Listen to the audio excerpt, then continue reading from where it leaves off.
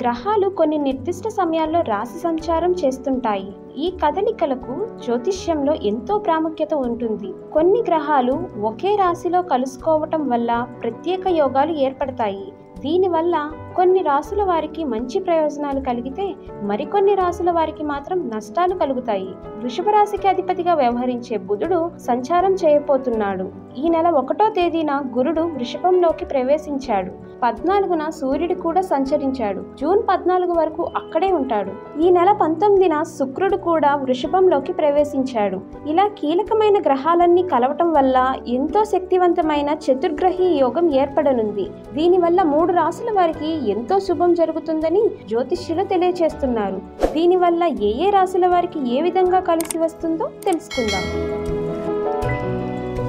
మేషరాశి. ఈ రాశి వారికి చతుర్గ్రహీ యోగం శుభప్రదంగా ఉంటుంది. ప్రధానంగా వ్యాపారాలు చేసేవారు భారీగా పెట్టుబడులు పెడతారు. ఎటువంటి పనులు తలపెట్టినా విజయం సాధిస్తారు. ఆర్థిక పరిస్థితులు మెరుగుపడతాయి. ఆరోగ్యంపై ప్రత్యేక శ్రద్ధ పెట్టాలి. ఆదాయ వనరులు కూడా రెట్టింపు అవుతాయి. వృషభ రాశి. ఈ రాశి వారికి ఊహించని లాభాలు కలుగుతాయి. వైవాహిక జీవితంలో ఎదురవుతున్న సమస్యలన్నీ పరిష్కారం అవుతాయి. కొత్తగా ఆదాయ వనరులు ఏర్పడతాయి. అభివృద్ధి కార్యక్రమాల్లో చురుగ్గా పాల్గొంటారు. కర్కాటక రాశి.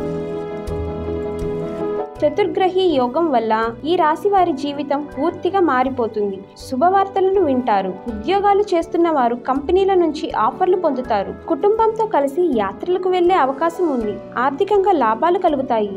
జీవిత భాగస్వామితో అనుబంధం బలపడుతుంది. చిన్న చిన్న మనస్పర్ధలు తొలగిపోతాయి.